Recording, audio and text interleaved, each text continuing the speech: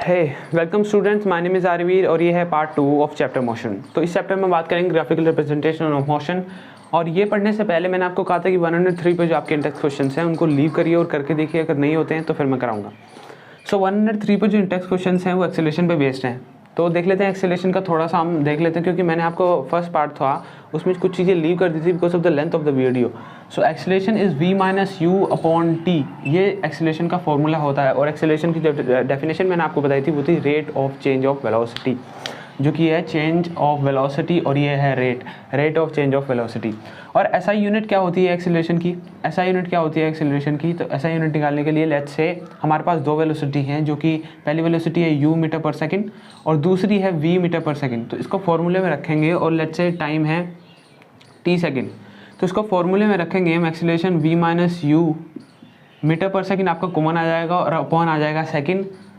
तो जब सेकंड ऊपर जाएगा लेट्स से 1/s है तो हम इसे लिख सकते हैं, ये आपने आई थिंक मैथमेटिक्स में पढ़ा होगा कि हम इसे जो पावर है इसकी हम इसे पावर में माइनस कर देंगे तो ये अपॉन में आ जाएगा। लेट्स से अगर कुछ भी इस तरह से है तो मैं इसे अपॉन में लिख सकता हूँ, मैं इसे अपॉन में लिख सकता हूँ। जो s है आपका वो ऊपर जाएगा, जो कि s की जब पावर हो जाएगी वो हो जाएगी माइनस में, तो मीटर पर सेकंड और मल्टीप्लाई इस तरह से।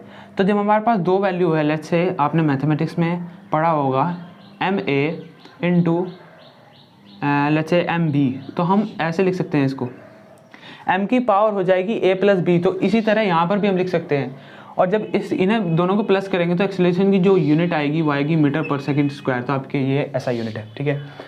दो चीज़ें और होती हैं, मैंने आपको कहा था कि जो डिस्टेंस है वो भी यूनिफॉर्म हो सकता है, नॉन यूनिफॉर्म हो सकता है जब वो इक्वल डिस्टेंस चलता है in equal interval of time.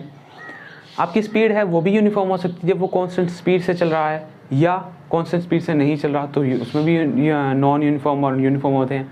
आपकी वेलोसिटी है उसमें भी यूनिफॉर्म नॉन यूनिफॉर्म होते हैं। एक्सेलरेशन में भी यूनिफॉर्म और नॉन यूनिफॉर्म होते हैं, इसमें भी यूनिफॉर्म और नॉन यूनिफॉर्म होते हैं। तो हम कैसे डिफाइन कर सकते हैं एक्सेलरेशन को एज अ यूनिफॉर्म और non uniform? Let me write and then show you.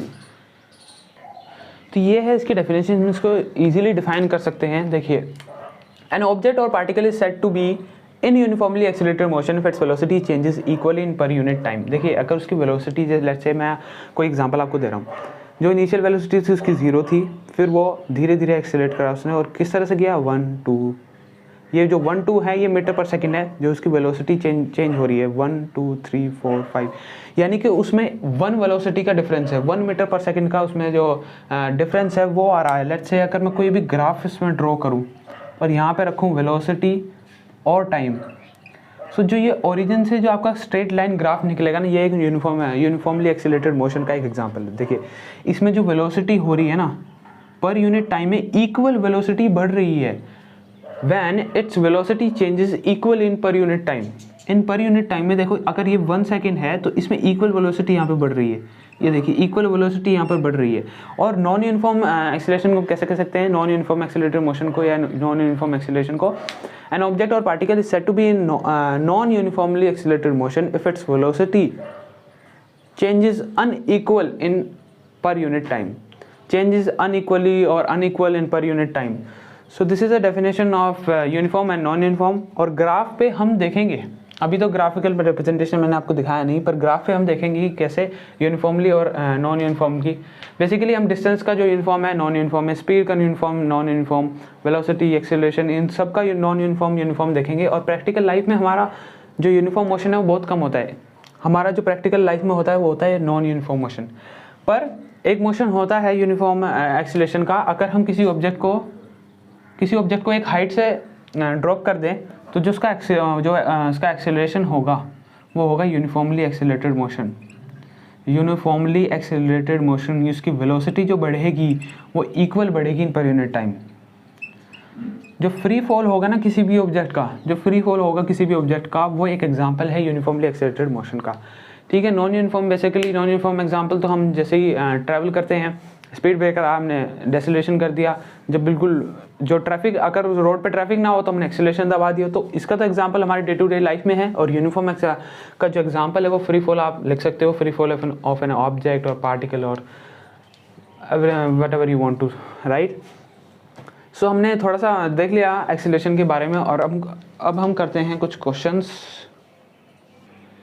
पहला क्वेश्चन तो मैंने अभी आपको बताया कि what will you say about, अगर कोई यूनिफॉर्म एक्सीलरेशन है, नॉन यूनिफॉर्म एक्सीलरेशन है, बेसिकली उसकी वेलोसिटी चेंज होगी equally in per unit time.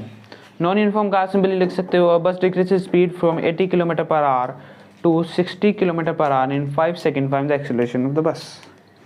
देखिए मैं इसको ग्राफ से थोड़ा सा दिखा रहा हूँ आपको कि जो बस है उसकी जो पहले जो वेलोसिटी थी वो थी 80 किलोमीटर पर आवर, और अब उसकी वेलोसिटी हो गई, जो फाइनल वेलोसिटी उसकी हो गई वो हो गई इतने, और ये कितने में हुआ, ये सिर्फ 5 सेकंड में हुआ।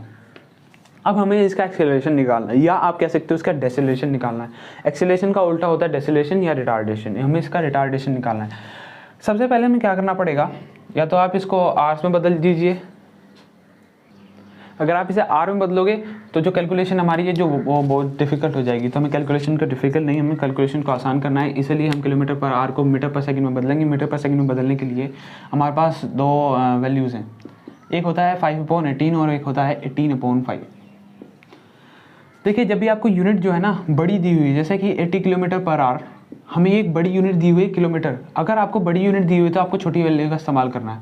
सिंपली आपको क्रॉस करना है कि अगर बड़ी वैल्यू दी है तो मुझे छोटी वैल्यू पे, देखो 5/12 छोटी वैल्यू, इसका पॉइंट में आंसर आएगा। 18 बड़ी वैल्यू है, इसका पॉइंट में आंसर नहीं आएगा। तो इसलिए जब भी हमें किलोमीटर एक बड़ी यूनिट दी हुई है, हमें उसे छोटी से मल्टीप्लाई करना है। छोटी से मल्टीप्लाई करेंगे तो हमारे पास जो किलोमीटर है वो छोटे में बदल जाएगा, यानी कि मीटर पर सेकंड में बदल जाएगा। अगर हमारे पास 80 मीटर पर सेकंड है, हमारे पास छोटी यूनिट है, तो हमें मल्टीप्लाई किससे करनी है, हमें मल्टीप्लाई करनी है बड़े वाले से। ये आसान है क्योंकि इसमें बहुत कन्फ्यूजन होता है कि 5/18 से करनी है, 18/5 से करनी है। तो जब भी आपको बड़ी यूनिट दिखे छोटे से मल्टीप्लाई, और छोटी यूनिट दिखे तो बड़े से मल्टीप्लाई। ठीक है, अभी हम क्या करते हैं, इसमें 80 × 5/18 करते हैं, क्योंकि हमारे पास बड़ी यूनिट दी है और छोटी से हम मल्टीप्लाई करेंगे ताकि हम मीटर पर सेकंड में इसको निकाल लें। और 60 को भी 5/18 करेंगे। सो इनको सोल्व करेंगे,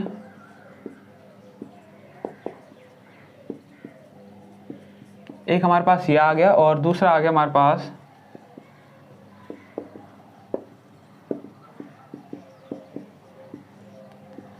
तो एक हो गया हमारे पास इतना मीटर पर सेकंड और दूसरा हो गया इतना मीटर पर सेकंड। ठीक है, अब हमारे पास इनिशियल और फाइनल वेलोसिटी है, या तो हम अभी इनको सोल्व कर लें, पॉइंट्स में ला दें इनको, या फिर हम बाद में ही कर लेंगे इनको। ठीक है, तो अब हमारे पास जो है ये आ गया हमारे पास, और हमारे पास फाइनल आ गया, हमारे पास इनिशियल आ गया। अब हमें सिर्फ इसे फॉर्मूले में पुट करना। हमारा फॉर्मूला क्या है, फॉर्मूला हमारा v - u/t, फॉर्मूला हमारा v-u/t, और हमारा फाइनल वेलोसिटी, देखिए फाइनल वेलोसिटी में क्या है, यहाँ पे फाइनल वेलोसिटी आप ये लेंगे या लेंगे। फाइनल वेलोसिटी ऐसा ज़रूरी नहीं कि हमारी बड़ी ही होगी, ऐसा ज़रूरी नहीं कि वो एक्सेलरेट ही करेगा। हमारा फाइनल वेलोसिटी ये भी हो सकती है, जैसे कि अगर उसने कहा कि ये बस डिक्रीजेज स्पीड फ्रॉम 80 to 60, उसने कहा कि 80 थी पहले और 60 को रिड्यूस कर दी, यानी कि 80 पहले थी और 60 बाद में कर दी, and in 5 second find the acceleration. अब इसने एक्सेलरेशन जरूर निकालने को कहा है, पर एक्सेलरेशन जो आएगा माइनस में आएगा, इसका मतलब वो हमें उसका डेसिलेशन पूछ रहा है, राइट। तो चलो सॉल्व करते हैं। अभी मैं इसको रब कर रहा हूँ क्योंकि आपको पता लग गया अगर बड़ी यूनिट आपके पास है तो आप इसे छोटी से मल्टीप्लाई करना है, और छोटी आपके पास है तो बड़ी से आपको मल्टीप्लाई करना है। तो हमारे पास अब फॉर्मूला आ गया और हमारे पास u और v आ गया। तो acceleration is to v - u/t। तो हमारे पास एक्सेलरेशन u हमारे पास दिया हुआ है 80, यानी कि जो हमने 80 से छोटे से मल्टीप्लाई करी थी, हमारे पास है 200/9। नो v - हमें v हमारे पास ये है और v - हमें u करना है, तो हमें पहले ये लेना पड़ेगा। हमने जो यहाँ पे लिखा था, ये लिखा था 80 × दिस और 60 × दिस, यानी कि जो हमारी फाइनल वेलोसिटी है वो है v = 50/3 और u हमारे पास दिस। तो हमें 50/3 - 200/9, और हमारे पास सेकंड भी है क्योंकि हमारे पास अपॉन टाइम है, तो ये पहले से ही सेकंड में, हमें से कुछ नहीं चेंज करना है इसमें, और अपॉन 5। ठीक है, अब इसको कैलकुलेशन को ध्यान से देखना। अगर हम इनको पहले कर देते तो थोड़ा कैलकुलेशन जो है हार्ड हो जाती। अब मैं इनको ऐसे ही कर रहा हूँ। ठीक है, तो जिसका एलसीएम आएगा, आई होप कि एलसीएम आपको लेना होगा 9, 3, 3, 3 और 3 आपका, तो 9 ही आ जाएगा इसका सिंपल। ठीक है, 9 और ये 3 × 5 = 15, 200, 5/1 ये 5/1, ये बड़ा डिवाइजर लगेगा यहाँ पे, ठीक है, बड़ा डिविडेंड लगेगा। अब हमारे पास आ गया -50/9 और 5/1 सॉरी।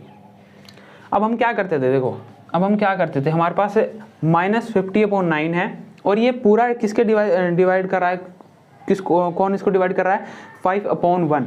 तो हम इसको क्या करते थे, कि इसको पलट के यहाँ पे लिख देते थे कुछ इस तरह से, -50/9 × 1/5।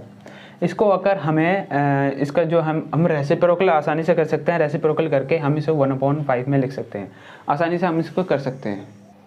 तो ठीक है, यहाँ तक आपको समझ में आ गया होगा। अब हमारे पास जो हमने ये -50/9 है, 5/1 जो है इसको इस तरह से लिख दिया।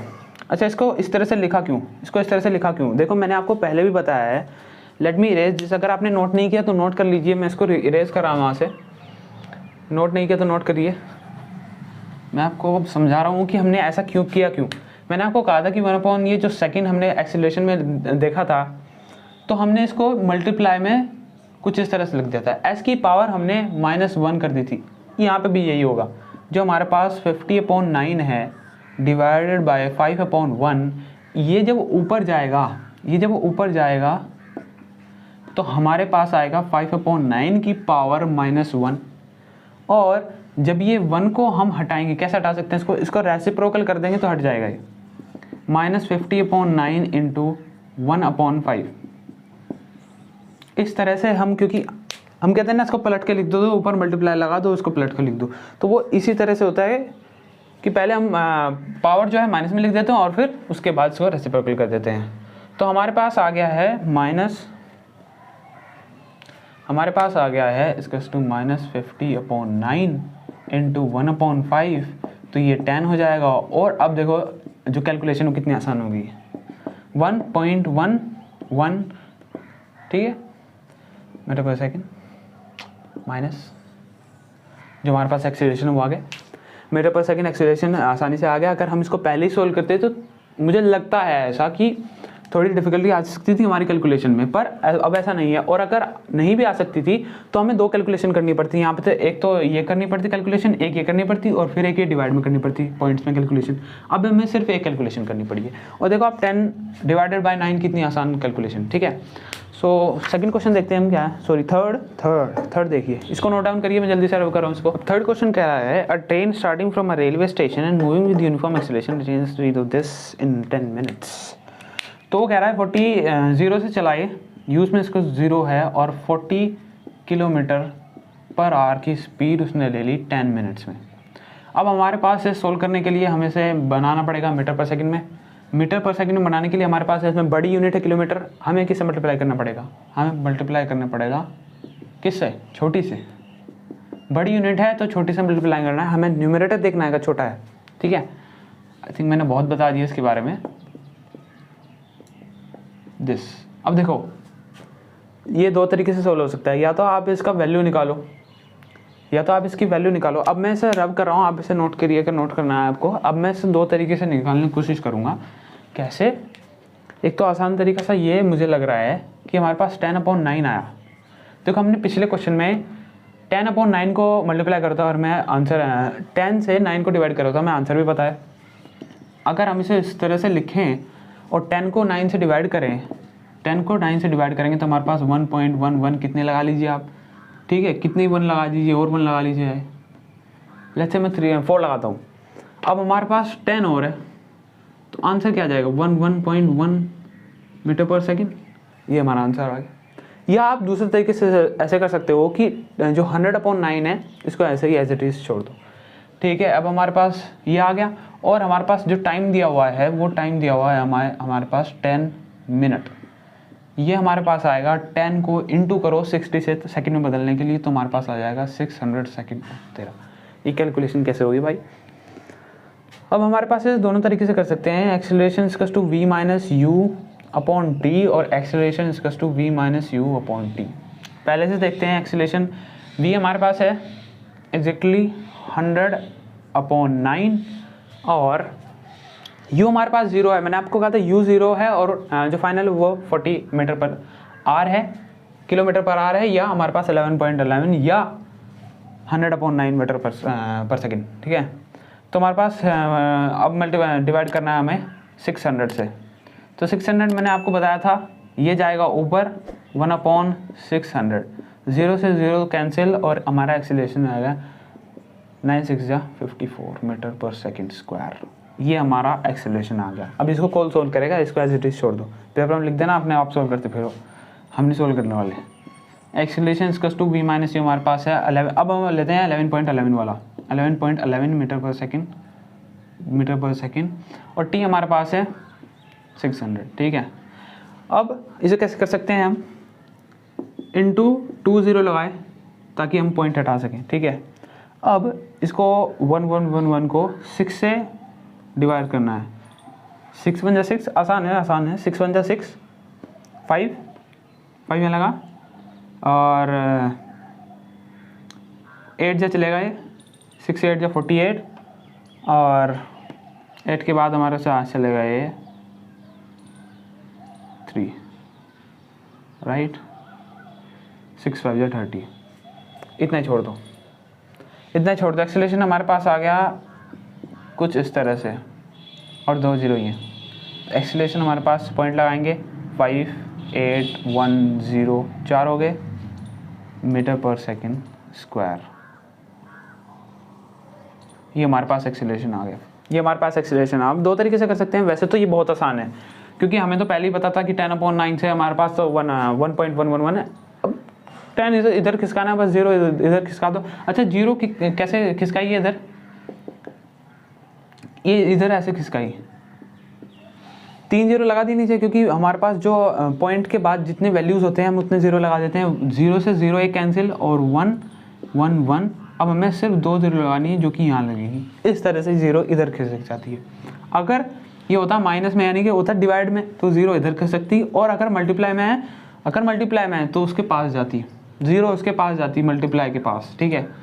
और डिवाइड में है तो उससे दूर भागती, भागो, ठीक है। इसको नोट डाउन करिए, क्वेश्चन 3 है और ये लास्ट क्वेश्चन था आपका इंटेक्स क्वेश्चन 103 पर। वीडियो मैंने बहुत एक्सीड कर दी है, वीडियो बहुत एक्सीड हो गई है, ठीक है। अब हम देख लेते हैं ग्राफिक रिप्रेजेंटेशन ऑफ मोशन। देखिए ग्राफ हमें बहुत ही जो हमारा डेटा है हमें समझने में आसानी देते हैं। बेसिकली अगर मैं आपको कहूँ कि अगर मैं एग्जैक्ट फिगर ना लूँ, मैं थोड़ा सा लेता हूँ, तो लेट्स से अगर वैक्सीन लग गई हमारे 3 लाख लोगों को या 10 लाख लोगों को, तो हमें समझ नहीं आता यार, हमें तो ऐसा लगता है 10 लाख और बहुत लगी वैक्सीन। पर अगर मैं कहूँ आपको परसेंटेज में कि सिर्फ 4%, मैं एग्जैक्ट फिगर नहीं बता रहा आपको, ठीक है, मुझे नहीं पता कितनी वैक्सीन लगी है, कितने परसेंट लगी या 7%।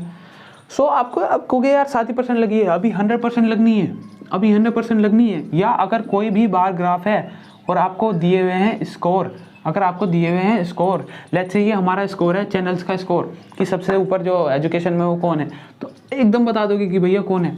पर अगर आपको ऐसा दिया जाता है कि भाई उसके सब्सक्राइबर इतने 10 लाख हैं, उसके 50 लाख हैं, उसके 50,55,000 हैं, उसके 5 लाख इतने हैं, तो आपको देखना पड़ता है यार कौन बड़ा है, और इस प्रोसेस में आपको बहुत टाइम लग जाता है। पर जो ग्राफ वाला प्रोसेस है, जैसे बार ग्राफ अगर है तो आप एकदम से बता दोगे कि टॉप वाला कौन है यार। इसीलिए हमें ग्राफ से बहुत जल्दी हमें समझ में आता है, और जो समझ में आता है वो बहुत ही स्ट्रॉन्ग होता है, हम कभी भूलते नहीं उसको, ठीक है। तो ग्राफ्स और मोशन में हम ग्राफ्स का बहुत महत्व है, क्योंकि हम जो ग्राफ से ही हम इक्वेशन निकालने वाले हैं। जो हमारा मोशन हो रहा है वो ग्राफ से ही पढ़ते हैं, और ग्राफ से फिर पढ़ के हम फॉर्मूला निकालेंगे ताकि हमें बार बार ग्राफ से ना पढ़ने पड़े। तो अब हम डिस्टेंस, स्पीड, एक्सेलरेशन, वेलोसिटी जितनी भी है, डिस्प्लेसमेंट, सब इसको ग्राफ से देखने वाले हैं, ठीक है। तो स्टार्ट करते हैं with graphical representation and motion. Basically हम इसमें 2 टाइप के ग्राफ पढ़ेंगे। पढ़ तो हम बहुत सारे सकते हैं, पर जैसे कि 2 ग्राफ्स हम पढ़ेंगे, जैसे कि डिस्टेंस टाइम ग्राफ जिसमें वाई एक्सिस पे डिस्टेंस होता है और एक्स एक्सिस पे टाइम होता है, और दूसरा हमारा वेलोसिटी टाइम ग्राफ।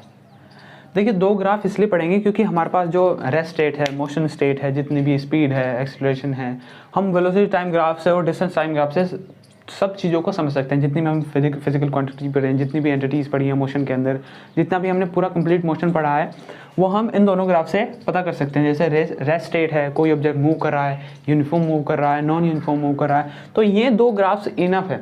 ये दो ग्राफ्स इनफ हैं और इसी दूसरे ग्राफ से हम इक्वेशंस भी देखेंगे और ये इसी वीडियो में देखेंगे हम इक्वेशंस कैसे बनाई जाती हैं, वो दूसरे ग्राफ से देखेंगे हम। तो स्टार्ट करते हैं with the distance time graph. ठीक है, डिस्टेंस टाइम ग्राफ बेसिकली मैंने अभी आपको बताया किस तरह का होता है, जहाँ पर डिस्टेंस जो आपका होता है वो होता है वाई एक्सिस पर और एक्स एक्सिस पर आपका होता है टाइम। लेट्स से पहले हम कोई भी रेस्ट स्टेट दिखाते हैं। इस पर रेस्ट स्टेट मैंने आपको कहा था हम कंपैरिजन के लिए कुछ भी लेते हैं। लेट्स से ये कोई भी कार है और मैंने कहा था ये ट्री है, इसकी जो डिस्टेंस है वो 1 मीटर है और यहाँ पर ये जो ट्री है रेफरेंस है और मैंने कहा था रेफरेंस पॉइंट को हम ओरिजिन भी कहते हैं। लेट्स से इस केस में ये ओरिजिन है और यहाँ से मैं लेता हूँ कि 1 मीटर की दूरी पर कोई ऑब्जेक्ट रखा है जो कि है कार। ठीक है। और अब मैंने कहा कि 5 सेकंड बाद तो यही है, यानी कि इसके बीच का जो डिस्टेंस है वो 1 मीटर ही है। मैंने कहा 10 सेकंड बाद 1 मीटर है, 15 सेकंड बाद 1 मीटर, 20 1 मीटर, 100 1 मीटर। सो अब मैंने कहा कि ये कुछ सेकंड्स हैं यहाँ पर ग्राफ पर और इसकी जो पोजीशन है वो एक ही है। तो ये जो स्ट्रेट लाइन बनेगी ना, जो वाई एक्सिस को काटेगी और एक्स के पैरेलल होगी, यानी कि टाइम के पैरेलल होगी, वो हमारा होगा एक रेस्ट स्टेट। यानी कि इसकी जो पोजीशन है आप देखोगे, इसकी पोजीशन जो है वो 1 मीटर ही है। यहाँ भी 1 मीटर है, यहाँ भी। जब जितना टाइम बीतता जाएगा ये पूरी लाइन इनफाइनाइट तक जाएगी, ये भी इनफाइनाइट से जाएगी। ठीक है, और ये तो इनफाइनाइट है ही। तो बेसिकली अगर ये रेस्ट स्टेट में है तो कोई भी टाइम हो, कभी भी हो, 10 बज रहे हो, 8 बज रहे हो या 24 दिन निकल गए हो या 10 दिन निकल गए हो, तो ये जो ग्राफ है ये पूरा इसी तरह से चलता रहेगा कि 1 सेकंड 2 सेकंड 3 सेकंड 4 सेकंड के बाद भी इसका जो डिस्टेंस है 1 मीटर है। तो मैं दोबारा बता रहा हूँ आपको, कोई भी अगर रेस्ट स्टेट दिखानी है डिस्टेंस टाइम ग्राफ पे, आपको एक वाई एक्सिस पे एक लाइन काटनी है जो कि एक्स एक्सिस के पैरेलल होगी। एक्स एक्सिस वाली जो लाइन होगी पैरेलल होगी और वो रेस्ट स्टेट पर होगी। अब देख लेते हैं हम। आई थिंक रेस्ट आपको समझ में आ गया कि उसकी पोजीशन वो चेंज नहीं हो रही with respect to the time. अगर उसकी पोजीशन चेंज नहीं हो रही with respect to the time, let's say अगर मैं यहाँ कहता 0 मीटर, तो 0 मीटर सिंपली ये लाइन इसको ही कोइंसाइड कर जाती है। जो टाइम मैंने बनाया ना एक्स एक्सिस पे, ये इसी पे चले जाती है कि डिस्टेंस जो है 0 मीटर है और टाइम तो चेंज हो ही रहा है। टाइम चेंज हो रहा है, देखो टाइम चेंज हो रहा है। मैं जैसे ही 1 2 3 4 5 सेकंड जितने भी टाइम में जाता हूँ तो उसका जो डिस्टेंस है वो 0 मीटर ही है। ठीक है, अब देखते हैं हम यूनिफॉर्म और नॉन यूनिफॉर्म मोशन बेसिकली कैसे हम रिप्रेजेंट कर सकते हैं डिस्टेंस टाइम ग्राफ पे, क्योंकि जो डिस्टेंस है हमारा वो इक्वल चलता है in equal interval of time in uniform motion, और नॉन यूनिफॉर्म मोशन में हमारा अनइक्वल डिस्टेंस होता है in equal interval of time. ठीक है, तो हम कैसे देख सकते हैं? सो सेम लेंगे हम डिस्टेंस टाइम ग्राफ और इसी तरह से डिस्टेंस हमारा वाई एक्सिस पे होगा, इसी तरह डिस्टेंस हमारा वाई एक्सिस पर होगा और हमारा टाइम एक्स एक्सिस पर होगा। ये हमारा सा ओरिजिन है, ये हमारा ओरिजिन है, ओ से हम इसको डिनोट कर रहे हैं। और अगर यूनिफॉर्म मोशन है तो मैंने आपको कहा था इक्वल डिस्टेंस चलेगा ना, equal interval of time. So let's say मैं कुछ इस तरह से करता हूँ, ये इक्वल टाइम है, ये इक्वल टाइम है, ये इक्वल टाइम है, इस तरह से मैं कुछ करता हूँ।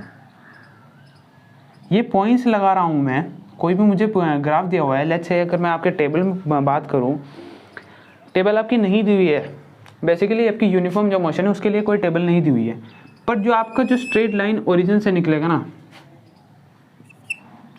जो आपकी स्ट्रेट लाइन ओरिजिन से निकलेगी वो एक यूनिफॉर्म मोशन का एग्जांपल है। क्योंकि आप जब भी देखोगे इक्वल इंटरवल ऑफ टाइम, उसमें इक्वल डिस्टेंस चल रहा है, वो उसमें इक्वल डिस्टेंस चलेगा। जो स्ट्रेट लाइन ओरिजिन से निकलेगी, जो स्ट्रेट लाइन ओरिजिन से निकलेगी, जैसे कि ये एंगल किसका इक्वल है, छोड़ दीजिए ये एंगल कुछ नहीं है, बेसिकली इसमें एंगल इक्वल होते हैं पर आप छोड़ दीजिए। पर जो ये स्ट्रेट लाइन ओरिजिन से निकलेगी, इसमें जो ये डिस्टेंस चलेगा ना, ये इक्वल होगे। तो ये जो यूनिफॉर्म मोशन है इक्वल डिस्टेंस चलता है in equal interval of time, तो ये इसका एक ग्राफ है। अच्छा, नॉन यूनिफॉर्म कैसे लिख सकते हैं? बेसिकली नॉन यूनिफॉर्म में अनइक्वल डिस्टेंस चलता है वो इन equal interval of time, in equal interval of time. तो आप कुछ भी लिख सकते हो, जैसे कि अगर हमारे पास पॉइंट्स दिए हुए हैं, जैसे कि टेबल 8.2 देखिए जल्दी से, टेबल 8.2 देखिए जल्दी से, 0 1 0 0 2 1 4 4 6 9। तो कुछ इस तरह से आपका जो ये मोशन है ना, ये बन रहा है इस तरह से। आपके इसमें ग्राफ में फिगर में भी दिया होता है, फिगर 8.4 में distance time graph for a car moving with non uniform speed. Moving with non uniform speed. तो जो नॉन यूनिफॉर्म का ग्राफ है वो कुछ इस तरह से जाएगा, नॉन यूनिफॉर्म मोशन का जो ग्राफ है वो इस तरह से जाएगा, यानी कि इसकी स्पीड जो है वो जो स्पीड है वो चेंज हो रही है, आपकी कांस्टेंट स्पीड नहीं है। अगर हमारा जो मोशन है, अगर मैं स्ट्रेट लाइन की बात करूं तो वहाँ पर स्पीड कांस्टेंट है। मैंने कहा कि इक्वल डिस्टेंस चल रहा है in equal interval of time, तो स्पीड कांस्टेंट है। और नॉन यूनिफॉर्म में आपका अनइक्वल डिस्टेंस चल रहा है in equal interval of time. आप देखोगे ये किस में कितना डिस्टेंस चला, इसमें कितना सा डिस्टेंस चला, और यहाँ पर देखोगे आप तो ये ज़्यादा डिस्टेंस चला यहाँ पर। वैसे तो मैं शो नहीं कर पा रहा हूँ उसमें क्योंकि ये ग्राफ पे प्लॉट नहीं है। अगर आप इसको ग्राफ पे प्लॉट करोगे तो आप देख सकोगे कितना अनइक्वल डिस्टेंस यहाँ पे चला है इसने। सो बेसिकली जब भी आप नॉन यूनिफॉर्म मोशन का ग्राफ जो है प्लॉट करोगे, इसका मतलब है कि वो एक कांस्टेंट स्पीड से चल रहा है, वो पार्टिकल या ऑब्जेक्ट वो कांस्टेंट स्पीड से चल रहा है। और जब भी नॉन यूनिफॉर्म का होगा वो यानी कि एक कांस्टेंट स्पीड से नहीं चल रहा। ठीक है, तो ये डिस्टेंस जो टाइम ग्राफ था आपका यहीं तक था। और इसमें एक और चीज़ है कि डिस्टेंस टाइम ग्राफ जैसे आपको दिया हुआ है, अब डिस्टेंस टाइम ग्राफ है यानी कि स्पीड भी कहीं ना कहीं होनी चाहिए, स्पीड भी कहीं ना कहीं होनी चाहिए। तो स्पीड कैसे हो सकती है? अब स्पीड हम दोनों की निकालेंगे, यूनिफॉर्म की भी निकालेंगे और नॉन यूनिफॉर्म की निकालेंगे। जैसे यूनिफॉर्म की है, जैसे कांस्टेंट स्पीड है, तो हम कांस्टेंट स्पीड कुछ भी निकाल सकते हैं। जैसे हमें दिया हुआ है T1 से T2 के बीच में स्पीड निकालो, तो हमें क्या करेंगे, T1 से परपेंडिकुलर खींचो, T2 से परपेंडिकुलर खींचो, और इस पॉइंट से इन पॉइंट्स पर y एक्सिस पर परपेंडिकुलर खींचो, और दूसरे पॉइंट से भी y एक्सिस पर परपेंडिकुलर खींचो। जब आप ऐसा करोगे तो आपके पास दो डिस्टेंस आएगी, S1 S2, S1 ये और S2 ये। दोबारा से देखो, S1 ये S2 ये। अब हमारे पास स्पीड क्या है, स्पीड है हमारे पास डिस्टेंस अपॉन टाइम। तो स्पीड इक्वल्स टू, स्पीड में स्पीड ही लेता हूँ क्योंकि हम जो डिस्टेंस हमने S ले लिया। डिस्टेंस हमारे पास क्या है, ये डिस्टेंस क्या है, ये डिस्टेंस निकालने के लिए आपको इसमें से ये माइनस करोगे तो ये आ जाएगा। तो हमारे पास S2 माइनस S1 आ गया डिस्टेंस। टाइम हमारे पास क्या है, ये हमारे पास T2 है, ये T1 है, और ये निकालने के लिए इसमें से ये माइनस करोगे तो हमारे पास T2 माइनस T1 आ जाएगा। ये स्पीड आ गई हमारी किसके लिए, ये स्पीड आ गई हमारी यूनिफॉर्म के लिए। जो स्पीड जो कांस्टेंट चल रहा है, जो बेसिकली यूनिफॉर्म स्पीड तो हम कहीं से भी निकाल सकते हैं क्योंकि कांस्टेंट है, कांस्टेंट है, हर पॉइंट पे कहीं भी किसी भी टाइम में निकाल सकते हैं क्योंकि वो कांस्टेंट स्पीड से चल रहा है। पर जो यूनिफॉर्म मोशन है वो उसमें ऐसा नहीं है। लेट्स से हमें ये दिया हुआ है, तो हम क्या करेंगे, इस पॉइंट से y एक्सिस पर एक परपेंडिकुलर खींचो और इस पॉइंट से x एक्सिस पर एक परपेंडिकुलर खींचो। ये जितना भी पॉइंट होगा लेट्स से 10 सेकेंड, और ये जितना भी पॉइंट होगा लेट्स से 100 मीटर। सो आपको ये लेना है स्पीड इक्वल्स टू 100/10। ये आपकी इसके लिए स्पीड आ गई, यानी कि ग्राफ जितना आपका है वहाँ से आपको ये लेना है और यहाँ से आपको ये लेना है। ठीक है, बेसिकली आपको प्लस करना है जितना भी है आपका।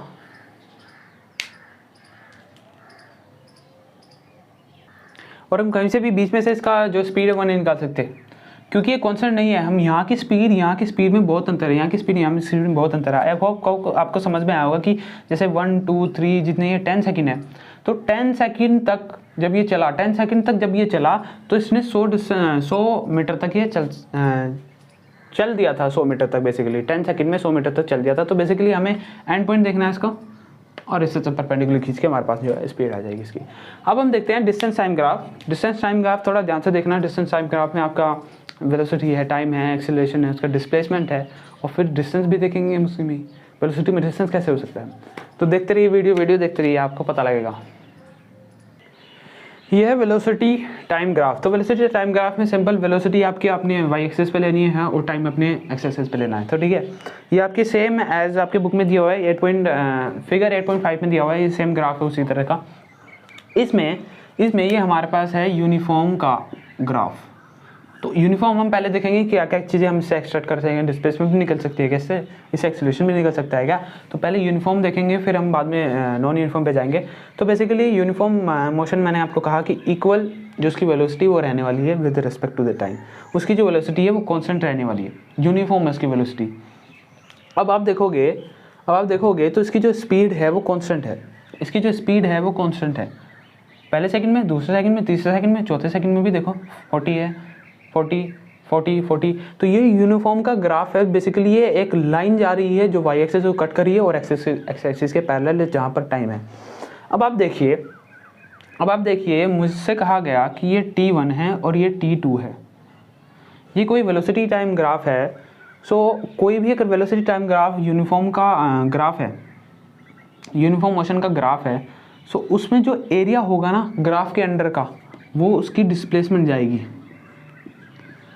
जो ग्राफ होगा, अगर ये भी नहीं है, मुझसे पूछा गया कि t1 t2 के बीच में हमें डिस्प्लेसमेंट चाहिए, तो जो t1 और t2 के बीच में जो अंडर डिस्प्लेसमेंट आएगी ना, ये जो पूरा रेक्टेंगल या स्क्वायर जो भी बनेगा, उसका जो फिगर का एरिया होगा वो आपकी डिस्प्लेसमेंट होगी। या अगर मुझसे ऐसा पूछा जाता कि आप 0 सेकंड से ही बताइए, मुझे 0 सेकंड से t2 के बीच में बताइए, तो मैं इसका पूरा का एरिया जो है ले लेता। लेकिन पर ये कांस्टेंट है, ये कांस्टेंट है, इसलिए हमें लार्ज कैलकुलेशन यहाँ पे करने की ज़रूरत नहीं है। हम यहाँ पे t1 t2 के बीच में कर देंगे। कांस्टेंट स्पीड है, अगर आप इतने की भी निकालोगे तब भी वो कांस्टेंट रहने वाली है, इतने की निकालोगे तब भी कांस्टेंट रहने वाली है। अब यहाँ पे एरिया इसका कैसे इक्वल होता है डिस्प्लेसमेंट का, देखो फिगर का एरिया इसके डिस्प्लेसमेंट के इक्वल कैसे होता है। देखो इसका एरिया फिगर का क्या होगा, ये लेट्स से अगर हम स्क्वायर माने, या स्क्वायर भी नहीं मानते, हम इसको रेक्टेंगल मानते हैं, ये हर टाइम स्क्वायर नहीं होगा। लेट्स से अभी तो स्क्वायर दिख भी रहा है ये, पर लेट्स से हम इसको लेते हैं रेक्टेंगल है एक। अब रेक्टेंगल का एरिया क्या होता है, रेक्टेंगल का एरिया होता है लेंथ इंटू ब्रेथ। तो इसमें लेंथ लेते हैं इसकी, ये t2 माइनस t1, लेंथ इसकी 2t माइनस t1 है, बेसिकली ये t2 है, ये t1 है, तो ये कितना हो जाएगा t2 minus 1, t2 minus t1, तो ये t2 माइनस t1 हो गया एक। तो दूसरा हमारा हो गया ये ब्रेथ इसकी, तो ब्रेथ कितनी है 40 इंटू 40 कर दो, तो हमारा इसका एरिया आ गया। और हमारी डिस्प्लेसमेंट क्या है, हमारी जो डिस्प्लेसमेंट है वो क्या है, डिस्प्लेसमेंट मैंने कहा तो वेलोसिटी डिस्प्लेसमेंट अपॉन टाइम, और डिस्प्लेसमेंट टाइम इधर जाएगा तो डिस्प्लेसमेंट क्या हो जाएगा, velocity into time, velocity into time. और टाइम क्या है हमारे पास t2 minus t1, t2 minus t1, और वेलोसिटी कितनी है 40।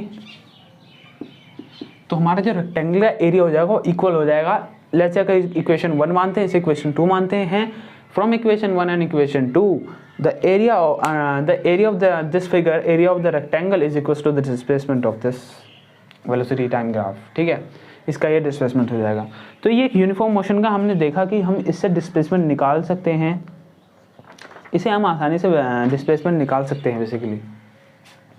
अब हम देखते हैं नॉन यूनिफॉर्म मोशन का, नॉन यूनिफॉर्म मोशन का, जिसमें या तो वेलोसिटी बढ़ रही है या घट रही है, बेसिकली वो एक कांस्टेंट नहीं है, वो कांस्टेंट वेलोसिटी से नहीं चल रहा। ठीक है, अब एक और चीज़ है यहाँ पर, मैंने आपको कहा कि ये जो इसका अंडर जो एरिया है, ग्राफ्स के अंडर का जो एरिया है वो हमें डिस्प्लेसमेंट देता है। पर आपके एनसीईआरटी में खुल के देखोगे, जो ये मैंने किया एनसीईआरटी ने सेम किया हुआ है, पर उसने कहा हुआ है कि हम डिस्टेंस निकालेंगे। उसने पहले तो कहा है, लेट्स से मैं आपको पढ़ के बताता हूँ, the area enclosed by the velocity time graph and the time axis will be equal to the magnitude of the displacement. To know the distance moved by the car between t1 and t2 using this perpendicular point, अब नीचे आ जाइए, so that the distance as moved by the car in t2 minus t1 can be expressed as। पहले वो displacement कह रहा है कि जो एरिया एनक्लोज किया गया है वेलोसिटी टाइम ग्राफ के द्वारा, जो एरिया एनक्लोज किया गया है वेलोसिटी टाइम ग्राफ के द्वारा वो डिस्प्लेसमेंट है, पर फिर वो कह रहा है डिस्टेंस। क्योंकि वो इसलिए कह रहा है क्योंकि अगर हम डिस्प्लेसमेंट निकालने जाएंगे, जब उनको ऐड मल्टीप्लाई सब्ट्रैक्ट करेंगे तो हमारे पास उसमें डायरेक्शन है, और इस क्लास में आप डायरेक्शन को जो है ऐड नहीं कर सकते, क्योंकि डिस्प्लेसमेंट अपने आप में डायरेक्शन लेकर आती है, और ये एक वेक्टर क्वांटिटी है, वेक्टर को आप ऐड नहीं कर सकते इस क्लास में। आप हायर क्लासेस में इसको ऐड करोगे, इसीलिए हमें सिर्फ डिस्प्लेसमेंट का जो है मैग्नीट्यूड चाहिए, मैग्नीट्यूड चाहिए। क्या लिख दिया मैंने, इसका सिर्फ मैग्नीट्यूड चाहिए हमें। और अगर हम इसका मैग्नीट्यूड सिर्फ चाहिए, अगर हमें इसका सिर्फ मैग्नीट्यूड चाहिए तो हम इसे क्या लिख सकते हैं, हम इसे डिस्टेंस नहीं लिख सकते क्या, क्योंकि displacement with only magnitude distance होता है, क्योंकि डिस्टेंस से आपके पास सिर्फ मैग्नीट्यूड होता है। सो ये जो एरिया एनक्लोज किया गया है वेलोसिटी टाइम ग्राफ के द्वारा, ये आपकी डिस्टेंस है, डिस्प्लेसमेंट है बट ओनली मैग्नीट्यूड। ठीक है, ये आपका वेलोसिटी टाइम ग्राफ जो हो गया यूनिफॉर्म का हो गया। अब हम देखने वाले हैं नॉन यूनिफॉर्म का, राइट।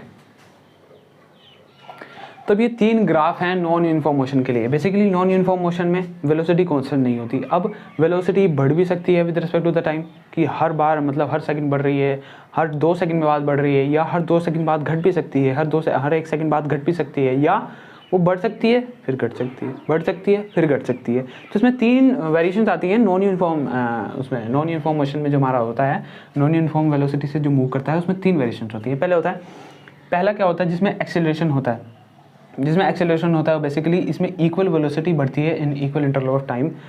सो इसमें होता क्या है, मैंने आपको कहा था कि द एरिया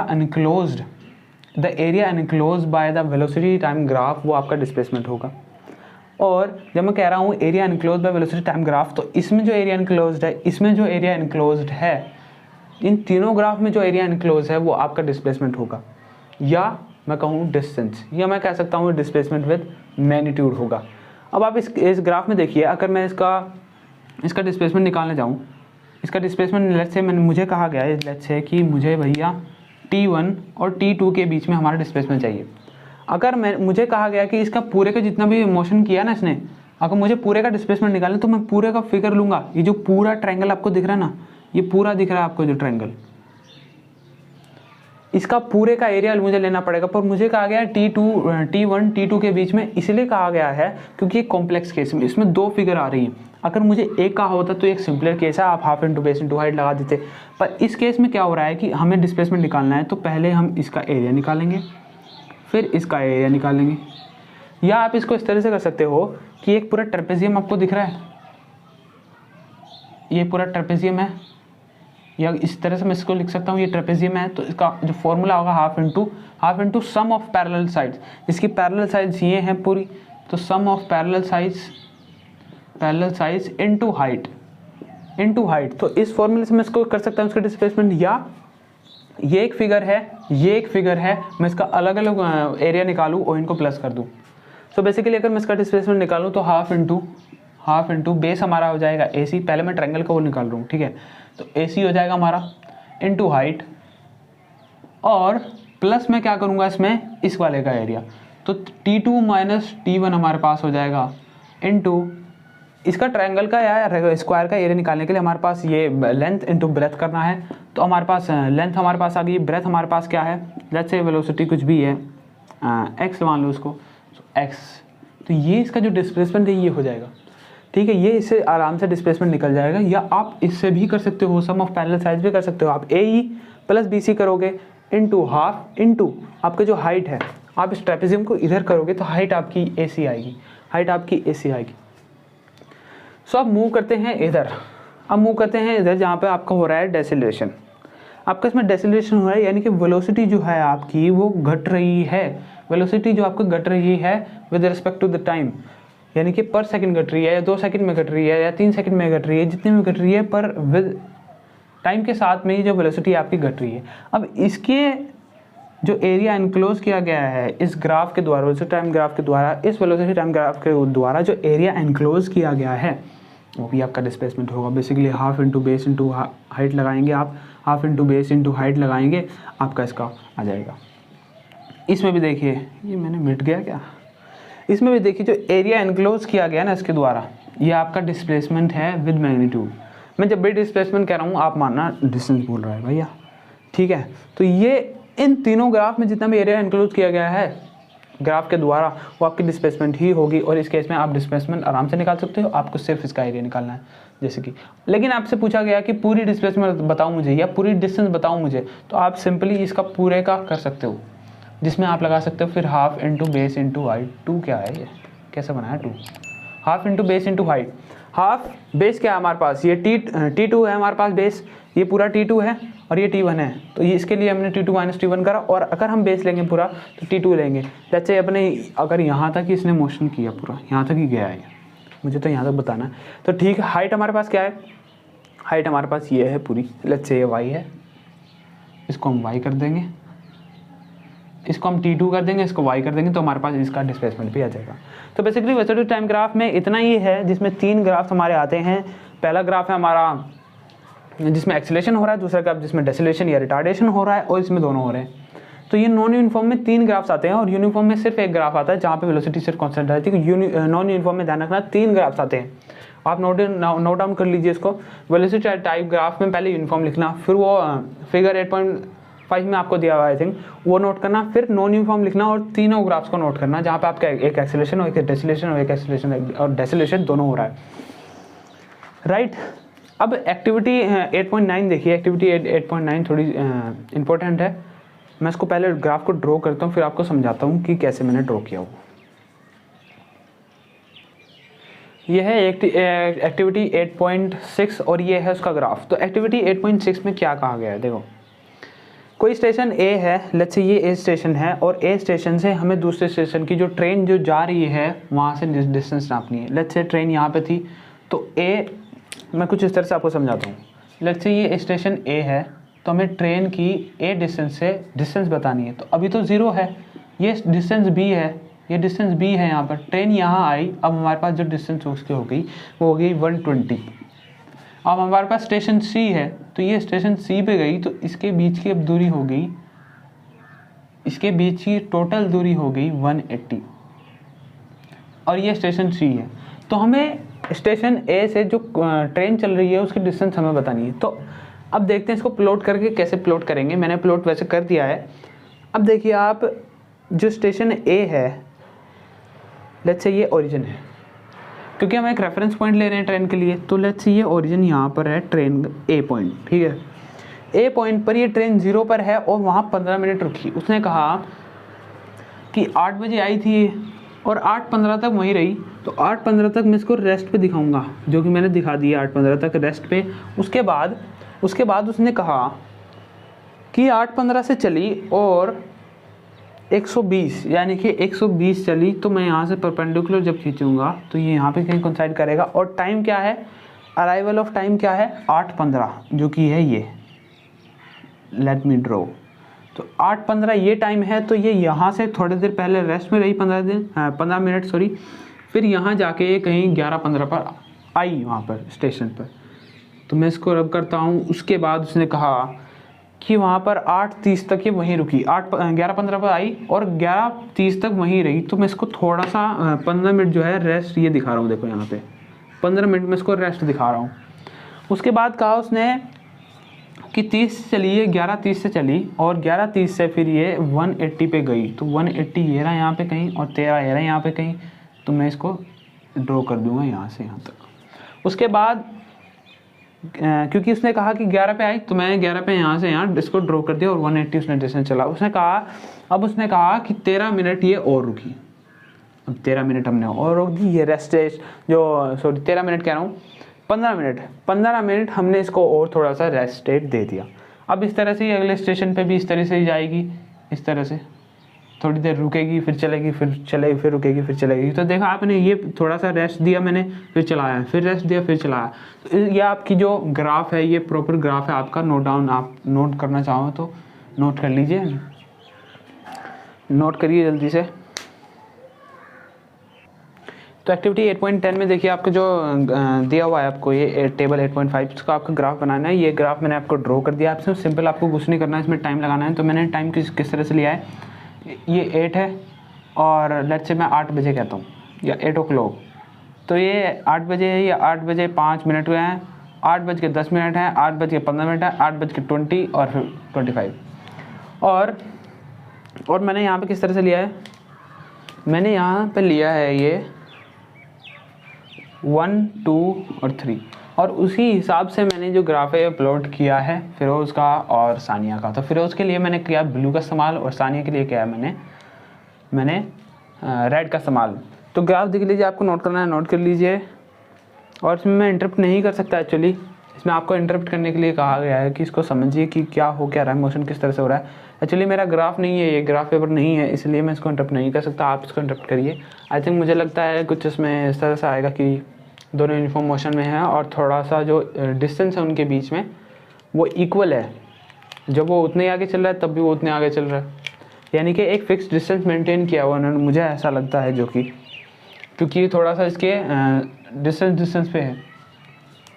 तो इसको आप इंटरप्रेट कर लीजिएगा और इसमें नथिंग टू बी अंडरस्टैंड। मैंने ग्राफ था, ये ग्राफ मैंने बना दिया है। एक्टिविटी 8.10 थी ये, दैट्स ऑल। सो तो चैप्टर आपको बहुत एक्सीड कर दिया है मैंने, सॉरी फॉर दैट। हमारी इंसेंस में मतलब हम ज़्यादा चैप्टर को एक्सीड नहीं कर सकते, तो इसीलिए पर चैप्टर एक्चुअली ज़्यादा हो गया है। और जो हमारी equations of motion of graphical method है, जो हम ग्राफ से जो हम इक्वेशंस निकालने वाले थे, जो ग्राफ से हम इक्वेशंस 3 इक्वेशन निकालने वाले थे, u प्लस ए टी और s equals to u t plus half a t square और v square minus u square equals to 2as, वो हम नेक्स्ट वीडियो में निकालेंगे। और उससे नेक्स्ट वीडियो में यानी कि पार्ट 4 तक जाएगी भैया ये चैप्टर। लेकिन चैप्टर ऐसा है आपको पूरा समझ में आएगा। आपको 4 पार्ट देखोगे ना आप मोशन का, आपको एक भी पॉइंट मतलब ऐसा नहीं रहेगा कि छूट गया, ठीक है। तो पूरे आप 4 पार्ट पूरे देखना और किसी ऐसे दोस्त को शेयर करना जिसे यार वर्थ है शेयर करना, ठीक है। तो जो देखे भी वो, जिसके काम भी आए, आप फालतू किसी को शेयर मत करना इस वीडियो को, नहीं तो हमारा एवरेज व्यू टाइम में बेकार में ख़त्म जाएगा, ठीक है। तो ये जो इक्वेशंस ऑफ मोशंस है बाय ग्राफिकल मेथड, हम इसको नेक्स्ट पार्ट में देखेंगे। Till then keep watching and keep sharing. Thanks for watching.